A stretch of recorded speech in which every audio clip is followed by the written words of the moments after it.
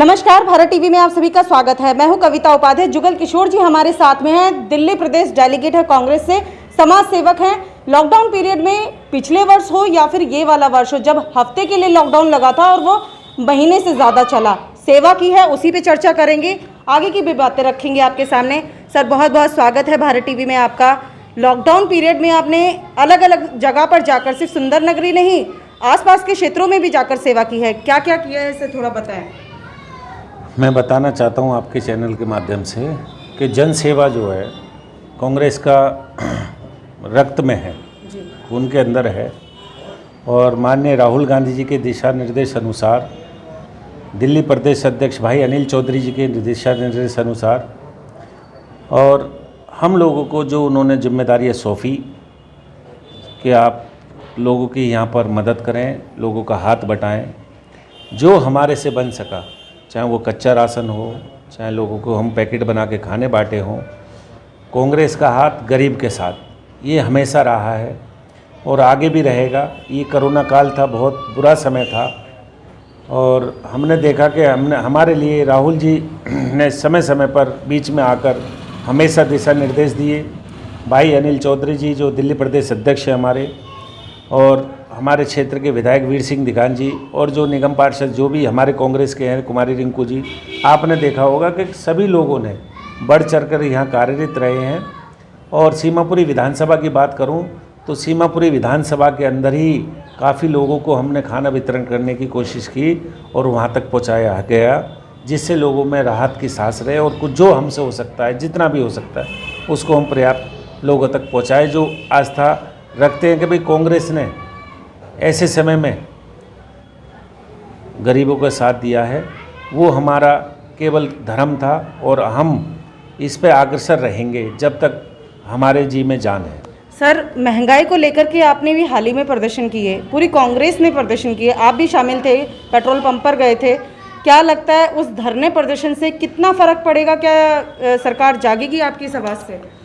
मैं ये बताना चाहता हूँ कि जो जनता केवल 10 पैसे बढ़ने पर कांग्रेस के टाइम पर रोड पर आ जाती थी, आज वो 5-5 रुपये लीटर बढ़ने पर बाहर नहीं निकल पा रही जी। ये कारण समझ में नहीं आ रहा लोगों की कि कांग्रेस के टाइम में आप स्वतंत्र थे। जुगल किशोर जी, जैसे कि आप कह रहे हैं कि महंगाई के लिए आपने ये धरना प्रदर्शन पूरे कांग्रेस ने किया, और उस समय नहीं हुआ, उस समय सरकारें बदल गई जब कुछ पैसों से रेट बढ़ा करते थे। अगर हम बात करते हैं सुंदर नगरी की, तो क्या यहाँ आपको विकास दिखता है, या फिर तीसरी लहर के लिए दिल्ली कितनी तैयार दिखाई देती है? विकास पर बात करेंगे। आपने देखा होगा पिछली दूसरी लहर ने दिल्ली के क्या पूरे देश के अंदर क्या तांडव खेला जी। जिसके घर से लोग गए हैं जी। उनके दिल से पूछो क्या है। जिसके हृदय का टुकड़ा आज वो इस दुनिया में नहीं है, उसके परिवार से पूछो, उसके सिर के साये से जो उठ चुके हैं, उनके घर के कमाने वाले नहीं रहे, ये तो दुख उन्हीं को पता होगी। मैं अपनी उनके साथ सहानुभूति रखता हूँ, उन परिवार के साथ। मैं उनको भी नमन करता हूँ जो परिवार इस दुख में, इस कोरोना काल में उन्होंने अपने परिवार को खोया। जी। मेरी संवेदना उनके साथ है, कांग्रेस पार्टी की संवेदना उनके साथ है। और मैं आगे जो बात कहना चाह रहे हैं तीसरी लहर की, मैं ज़्यादा तो जानता नहीं कि सरकार के भरोसे ना रहें। जी। आपने पीछे देख भी लिया होगा सरकार को क्या आलम है। आप सबसे मैं रिक्वेस्ट करना चाहता हूँ, पूरे भारतवासियों से भी और दिल्ली के वासियों से स्पेशल, कि केजरीवाल जी की इस कथनी और करनी में फ़र्क है। आपने पिछले 3 इंटरव्यू उनके देखे होंगे, मार्च से लेकर अप्रैल तक। 3 दिन के अंदर 3 बयान हैं कि हमारे पास पूरी ऑक्सीजन है, हमें दिल्ली में किसी चीज़ की डरने की ज़रूरत नहीं है, हमारे पास पर्याप्त बेड हैं, हमें किसी चीज़ की डरने की ज़रूरत नहीं है। और लास्ट मोमेंट पे वो 500 बेड का अस्पताल बनाने के लिए फ़ाइल भेजते हैं, और उसको जब कोरोना ख़त्म हो जाता है, जब जाके वो फ़ाइल तैयार होती है, और बेड यहाँ पर JTV के सामने जो रामलीला ग्राउंड है उसमें वो तैयार होते हैं जी। और उसके साथ साथ एक चीज़ और कहना चाहता हूँ, वो बेड जो आपने तैयार कराए केजरीवाल साहब, उसके अंदर 250 बेड तो आपने GTV से काटे, 250 बेड आपने राजीव गांधी से काटे, जब जाके वो 500 बेड का आपने कोरोना का कैंप बनवाया। क्या मैं ये बात पूछना चाहता हूँ आपके चैनल के माध्यम से, जब ऑलरेडी पक्की बिल्डिंग के अंदर सब चीज़ की सुविधाओं के होने के साथ 250 बेड काटे गए, तो वो ऐसे कोरोना काल के अंदर क्यों काटे गए? और क्या ऐसी, मैं कह रहा हूँ, ज़रूरत थी, दिल्ली को ज़रूरत थी, आप एक्स्ट्रा बेड और बनाते, उन 500 बेड को आपको नहीं काटना था। कम से कम उन लोगों को सांसें मिलती और कुछ लोग बच सकते थे। दूसरी बात, आज आपने देखा होगा जीटीबी के अंदर, आज कोरोना काल ख़त्म हुए भी लगभग 1 हफ्ता हो चुका है, दिल्ली की सभी मार्केटें भी खुल चुकी हैं, लेकिन जीटीबी के अंदर आज भी ओपीडी चालू नहीं है जी। स्वामी दयानंद के अंदर भी ओपीडी मंडे से चालू होगी जी।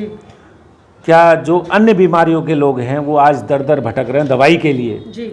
मोहल्ला क्लिनिक पे आप जाइए, हमने भी कांग्रेस पार्टी के लोगों ने काफ़ी मेहनत की थी और लोगों को जगाया था कि पता चले कि मोहल्ला क्लिनिक जो इन्होंने ढिंडोरा पीछा था वर्ल्ड क्लास, उसके अंदर आपने देखा होगा किस तरह से गंदगी पाई गई, ना डॉक्टर्स, ना सुविधाएं, ना किसी तरह का देखा होगा। मैं ये कहना चाहता हूँ कि केवल और केवल उसमें बैठने की जगह भी आपने देखी होगी, हमारे यहाँ 1-2 मोहल्ला क्लिनिक है, उस पर टाइम पे सिवाय कंपाउंडर के और कोई नहीं बैठता, अच्छे डॉक्टर नहीं है। मैं ये कहना चाहता हूँ कि जो भी लोग हैं अपनी तरफ से हाथ जोड़ कर मैं आपसे विनती कर रहा हूँ, मास्क लगाएं, हाथों को धोएं और अपने डिस्टेंसिंग के हिसाब से रहें। और मैं ये कहना चाहता हूँ अपनी सुरक्षा अपने हाथ है। बेसिकली आपका कहना ये है कि कांग्रेस ने जो हेल्थ पर काम किया वो दोनों सरकारें नहीं कर पा रही हैं। मैडम, मैं आपके चैनल के माध्यम से फिर बताना चाहता हूँ कि दिल्ली सरकार ने जो शीला दीक्षित ने जो उद्घाटन किए थे, जिसके नारियल फोड़े थे हॉस्पिटलों के, वो भी पूरे नहीं हुए हैं, जो कि 2019 में तैयार हो जाने थे। 2021 की जगह 22 आने वाली है, मात्र 5 महीने बचे हैं। और आपने देखा होगा कि दिल्ली के अंदर एक भी अस्पताल तैयार नहीं है। कुल मिलाकर राम भरोसे है दिल्ली। भाई राम भरोसे, केजरीवाल जी दिल्ली की राजनीति छोड़ के गुजरात जा रहे हैं जी। संजय सिंह साहब दिल्ली के केंद्र में, आपने हमारे राजेंद्र पाल गौतम साहब जो दिल्ली के कैबिनेट मंत्री हैं, वो प्रभारी बन के उत्तर प्रदेश जा रहे हैं। तो दिल्ली तो राम भरोसे चल रही है। दिल्ली के लोगों ने इनको जिताया, फ्री बिजली पानी, फ्री तांडव हो रहा है, आपने देखा होगा। फ्री के हिसाब से लोगों को फ्री बातें मिल रही हैं, आधी फ्री और आधे फ्री। कुल मिलाकर के जुगल जी ने यही संदेश दिया है कि दिल्ली तो राम भरोसे है, अपना ख्याल खुद रखना है। तीसरी लहर के लिए दिल्ली कितनी तैयार है ये तो आप सब भी देख रहे हैं और हम भी। आने वाला वक्त बताएगा कि ये जो कठिन वक्त आने वाला है, जो कि एक्सपर्ट्स कहते हैं, उस सब पर हम सबकी नज़र रहेगी। आप सब अपना ध्यान रखिए और कोरोना के प्रोटोकॉल्स का इस्तेमाल करिए और